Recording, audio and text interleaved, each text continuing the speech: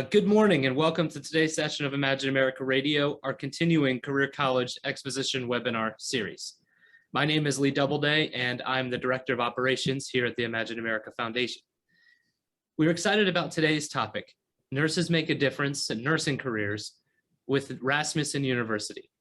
Rasmussen University is an institution of higher learning dedicated to global enrichment and meeting the evolving needs of the diverse communities that they service. With an emphasis on innovative programs, dynamic curriculum, and general education skills, they are committed to being a pioneer in the field of career-focused education. Rasmussen University is also a new partner of the Imagine America Foundation, and your students can now apply for a scholarship to attend this institution through our foundation. If you'd like more information on our scholarship programs and how your students can apply, please visit our website, which is www.imagine-america.org, or contact myself directly, and I'll send you a PDF flyer and a link to where your students can go to apply for this. But since our beginning in 1999, Imagine America remains a leading sponsor of scholarship aid to enrolling high school students. However, our country faces a serious shortage in qualified workers. We hear from employers in virtually all sections of the country desperately looking for qualified employees, so we need to do more. Joining us today to discuss in detail the looming nursing shortage and how Rasmussen University is helping meet this need is Gina Taleb. Before turning the program over to Gina, let me outline today's agenda.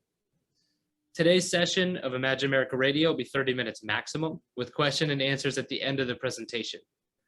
All participants can submit questions while this presentation is in session and are encouraged to do so using the Q&A or the chat feature in this Zoom meeting. At the end of the presentation, or approximately 10:25, I will then present any questions offered by the participants, and we'll address as many questions as possible and provide written responses and follow-up emails. But we will have a hard close at 10:30 a.m. So without taking any more time out of today's presentation, let me turn today's session over to Gina. Gina, the floor is yours. Thank you so much, Lee. Good morning, everybody. Happy Thursday. I know it's a wonderful day, at least here in Illinois. There's no rain, so we'll take it.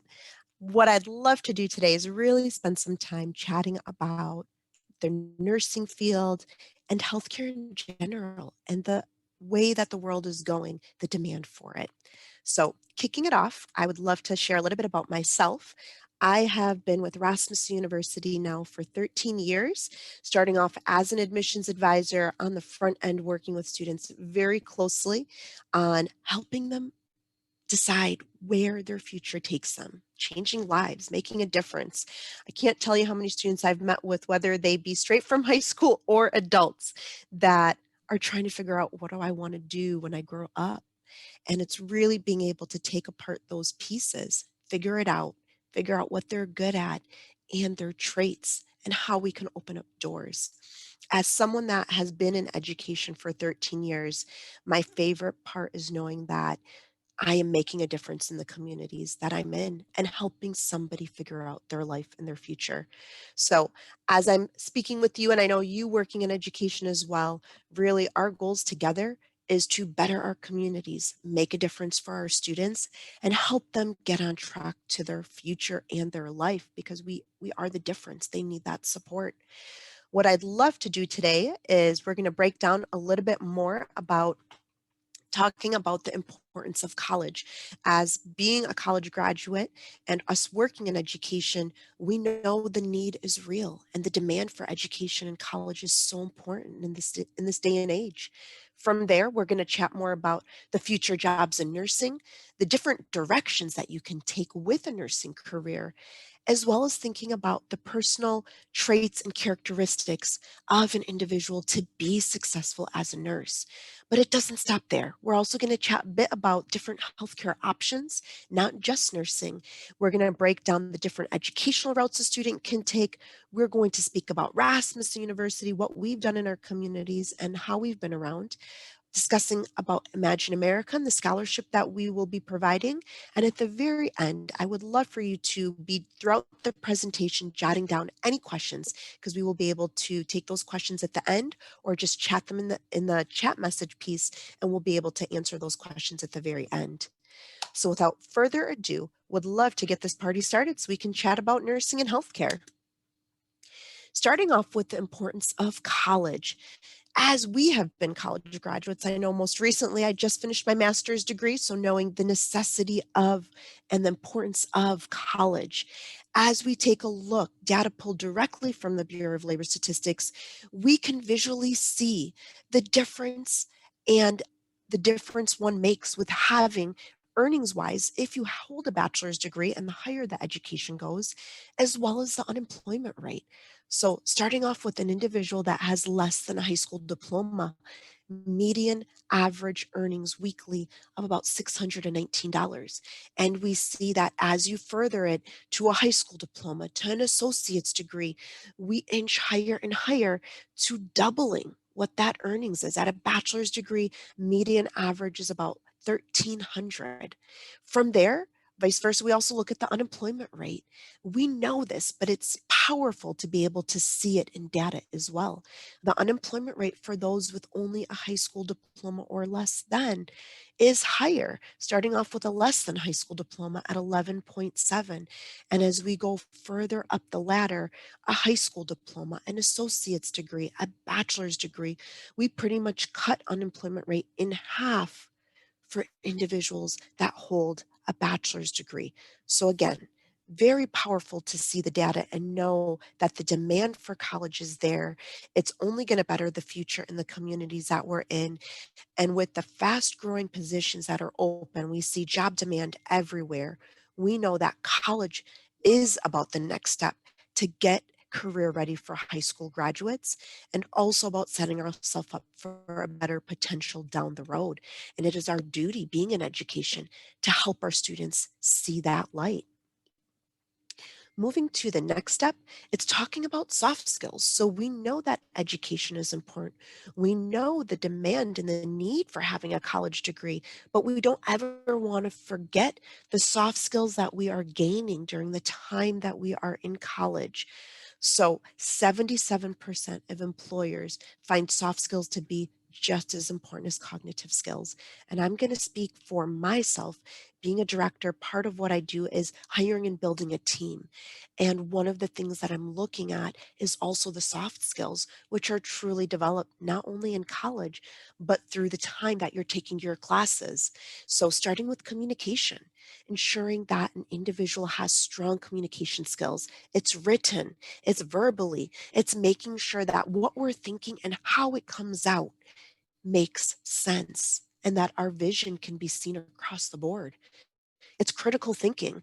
We're all professionals. We know we don't have a how to do book for everything or a guide on everything. It's needing to be in the zone, problem solve, think about the situation that we're in, and how do I better the situation or how do I figure things out? Digital fluency and information literacy. Technology is such a huge part of our lives nowadays, in our careers and everything that we do. So, from using different systems to being comfortable taking data and analyzing it and using the technology and the systems that are provided, an employee needs to be comfortable with that. Diversity and teamwork. I can't preach this one enough as part of what we do in a lot of organizations. This has continued to be a focus is the need for diversity, inclusion, working together as a team. We have individuals from all walks of life and we need to be comfortable working together and being powerful and successful. From there, it's the ethics and the professional responsibility. And that can be defined in so many different ways, but our morals and thinking about what's the right thing to do and just work etiquette with that professional responsibility and truly being able to bridge that gap. It's not just having the hard skills of knowing the career, but it's building those soft skills along the way. Which takes us to now we know the importance of college. We know the necessity of soft skills, which we know we're gaining while we're taking classes and we're going through college and furthering our experiences. It's time to think about where is the opportunity?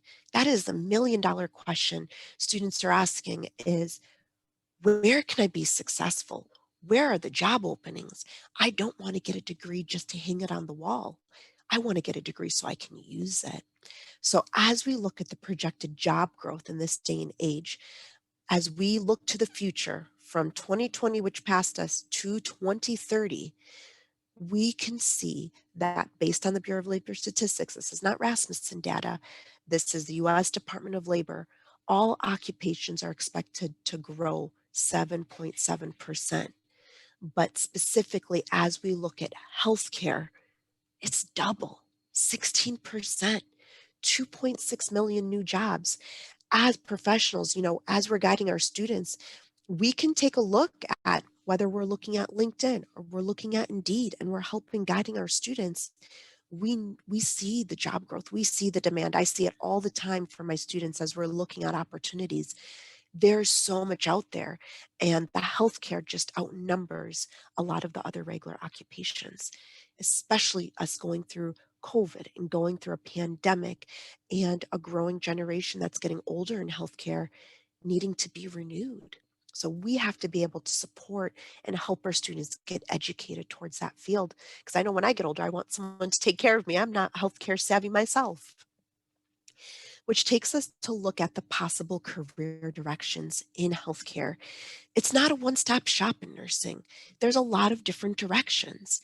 And students can start at an LPN, so a licensed practical nurse. That's typically where you're looking at getting your foot into the door into the nursing field. From there, registered nursing. Rasmussen offers the registered nursing program here in Illinois. And the way that the program is set up, it prepares students for fields in the medical surgical. You think about yourself, the last time you went to the emergency room or taken a loved one to the emergency room. Nurses are everywhere. You think about the operating room, if there's been any recent procedures that you've had to go through, different types of nurses that were in that room, from pre-anesthesia to post-anesthesia care, labor and delivery, if there's a cesarean, so many different types of operating room procedures that are taking place every single day. Oncology, pediatrics, we think about our children and taking them to the doctor and having nurses there side by side with the doctors, psychiatry and our mental health, and everything else from dialysis and radiology and cardiac care. The list goes on and on. Nurses are needed in every realm of the healthcare field, but we need more nurses to have the education to do those things. We look at the next step after becoming a registered nurse, which is usually an associate's or a bachelor's degree, which we'll chat more about in a bit. We look at what's the next step. A student that's holding a master's and continuing to advance their nursing careers, nursing case managers, they're working with multiple nurses, nurse anesthesiast, nurse practitioner. Again, it does not stop. It continues to grow. And from there, we look at the settings. Nurses are everywhere, every walk of life that we're in. We think about the hospitals, which is typically when we think of a nurse, we think hospitals and clinics and doctors' offices, but the list is unlimited. Think about our military nurses. Think about our nurse educators. I work with them every single day. Every single one of our instructors has to have been a nurse or currently still practicing nurse. Traveling nurses, which are amazing in this day and age, being able to hop from place to location. Correctional facilities, rehab facilities, long-term care facilities, and insurance companies. Again, it does not stop. The directions in nursing is endless. We have to help our students identify the need and the demand for nursing and helping them see the bigger picture, not just the fact that it's hospitals and clinics. There's a lot of options. So as we look at the next steps with nursing, it's thinking about with our students that we sit down with and we work with, who do I work with as a student that has the personal traits to truly be successful in a healthcare career? We talk to them every day. We can help direct them. Think about you as a student when you needed somebody to help guide you and tell you, you'd be really good at this. You have a passion for being a communicator. Are you working with students that are very well spoken? Do they know how to communicate well written? They just naturally can connect and vibe with anybody that's in the room with them, whether it be their counselors, their teachers, their peers. Are they just naturally the one that lights up the room? And we can't just think about our extroverts. We also have a lot of great introverts that make amazing nurses because they're clear and they're concise, detail oriented. Who of our students is really good at taking notes? You're talking to them, you're speaking to them, and they're taking notes. Okay, repeat that. Let me take notes on that. Let me write that down. They analyze information. They're paying attention. They're on point with what they're doing. Critical thinker and problem solver. Being professionals in the world, we know it's so much easier to identify the wrongs or the issues or the problems. But we also have to think about, how do we resolve those? And do we have somebody that we work with that says, hey, this is an issue, but we got to look at this. Can we try it this way? Can we do it this way? That is a problem solver. It's a give and take, compassionate and empathetic. Somebody that's thinking about those around them before they're thinking about themselves. We think about our high school students and the professionals and the individuals around us, adults. They're the first ones, somebody's bleeding or somebody's hurt or somebody's not feeling well or not themselves. And they're the first ones to be like, how are you doing? What can I do for you? How can I help you? How can we get you to feel better? That is somebody that truly shows compassion and is empathetic and cares. And that's something that you can't always teach. It's a personal skill that just comes from within. So, as we've chatted now about identifying those that we work with that would be successful as a nurse, because they are ingrown with the traits, that's personal traits. They don't have to learn them, they already have them established. Now it's time to start looking at, where do I go from there with my student that is detail oriented, is a great communicator, is compassionate, loves to help people and wants to make a difference, but doesn't quite know, how do I do that? With starting with a nursing degree and identifying if they'd be a great nurse, it's knowing that they can complete a degree as quick as an associate's degree. We do have diplomas at Rasmussen University in the state of Illinois. It would be an associate's degree that we would have our students starting with, because again, the demand and the career openings are looking at minimum for an associate's degree.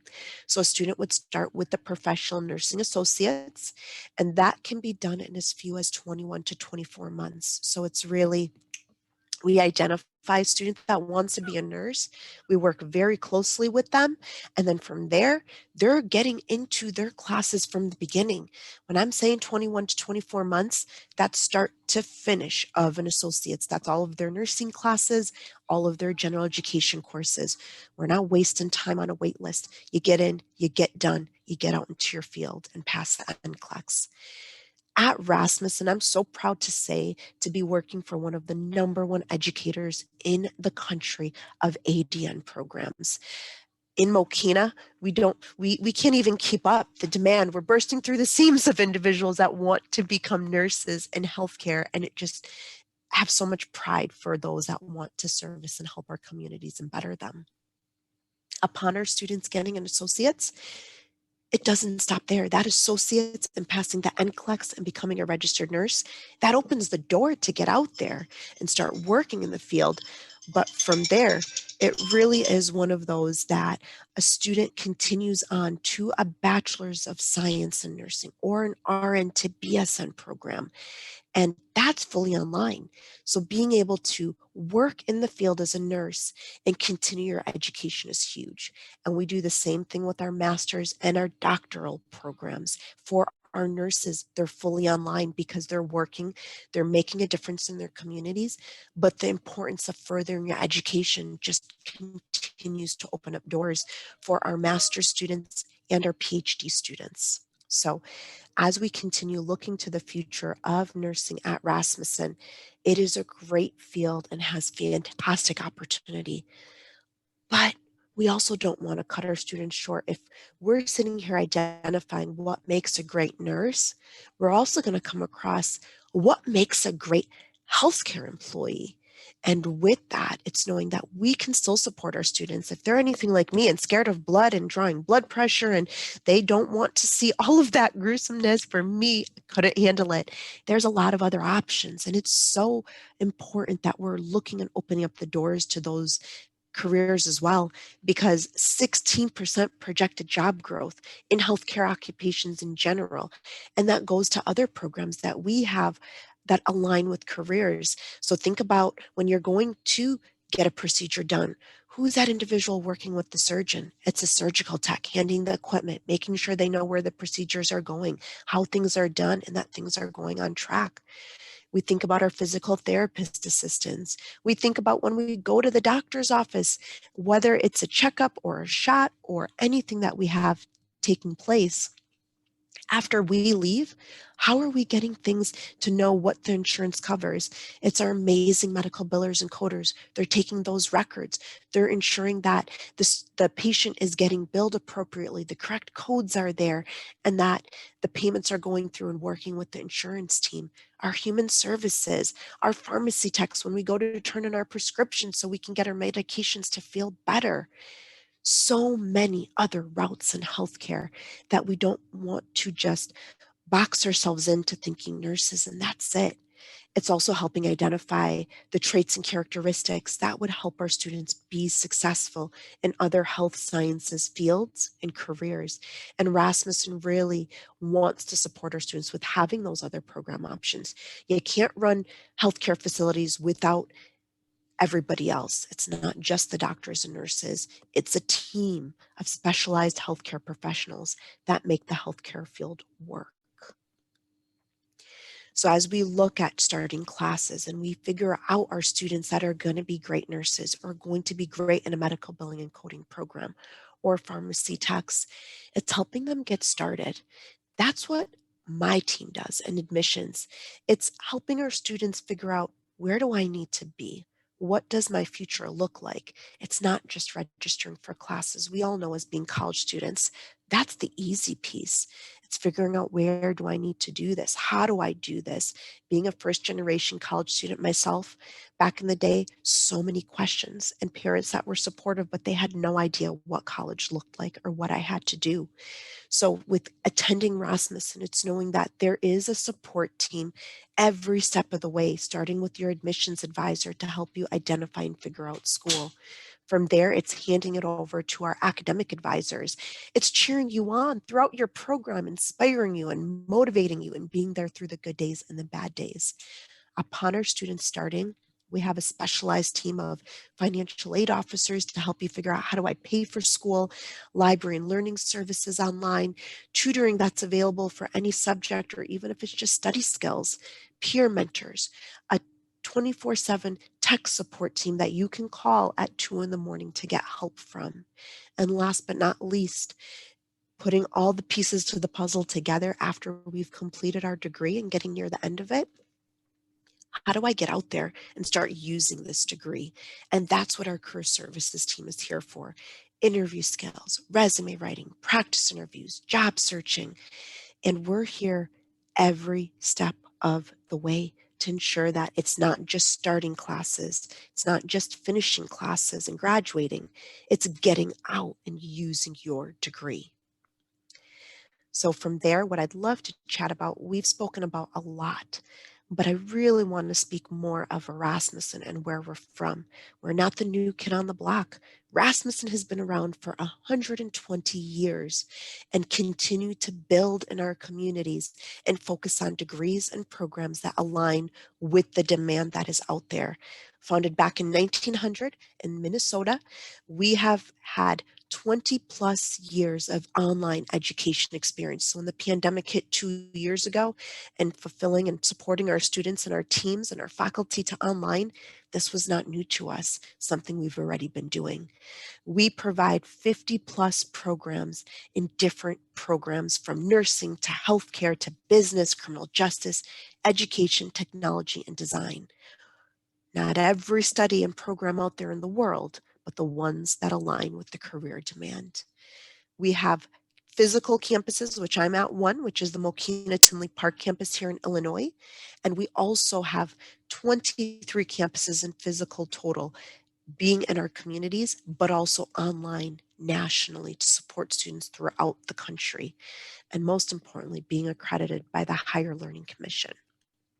We've worked hard to ensure that our students have the programs, the careers, and the support, and we're there for them.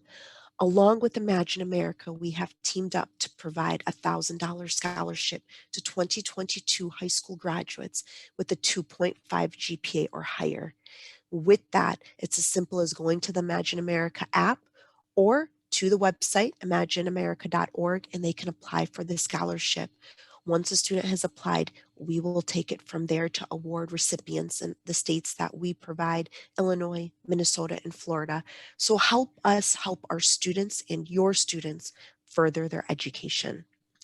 I'd like to end it off with questions. With that, I can support with any questions about financial aid, programs of study, support services, career paths. You can either ask now or you can email me or call me, and know that Rasmussen is here for our students every step of the way. Thank you so much for your time. All right, we are going to open this up now for the Q&A portion of our presentation. So if you have a question, please type it into the Q&A feature. Gina, this first question that comes in, they wanted to, can you reiterate your accreditation? We are regionally accredited by the Higher Learning Commission. Got it. And regional accreditation would be the same as like the University of Chicago. There's regionally accredited, the same sort of deal, right? It is the same accrediting body, correct. And the importance of that is that students, their credits can transfer potentially either into Rasmussen or out of Rasmussen. Can you kind of talk to transfer credits a little bit? Absolutely. That's a great question. So with transfer of credit being regionally accredited by the Higher Learning Commission, certainly allowing that flexibility and freedom of transferring to other schools, just like us, even when I have students transferring from University of Chicago or the community colleges, we're going to evaluate everything that they've done and see if it pertains to the program that they're enrolling in. Because sometimes students take classes that have nothing to do with the program that they're enrolling in, but that really opens up the door to ensure that there is freedom and flexibility to transfer in and out. Yeah, and the other great thing about being accredited is that it kind of opens the door for being Title IV eligible, which means that students can apply for the FAFSA in order to come to your school, right? Absolutely. Yes, that's a big piece. Okay, and do you have any events coming up at any of your campuses?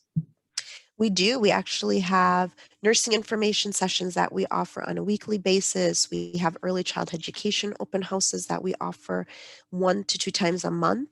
And then with that, we also do have a lot of events that are in-house. It would just depend on where students are located. We can definitely get that information out. And our campuses are open now since pandemic times are kind of over. Campuses are wide open for students to stop in for open houses anytime that they would like. Awesome. Okay. All right. Well, I think that does it for the questions. Just a few house cleaning items here. Number one, I've recorded the session and we'll be sending to all of the all the registrants tomorrow morning. There is also a quick follow-up survey when you leave this meeting. If you wouldn't mind answering those questions for us, any feedback that you could provide would be greatly appreciated. And I think it's only 4 questions, so it's really not too much. And before closing, I just want to thank all of you for taking time out of your busy schedules to join us today. And I'd also like to thank Gina for sharing with us today's presentation and encourage you to contact her directly with any future questions you may have. I will include Gina's contact information in the email that I send to you with the recording of this presentation tomorrow morning.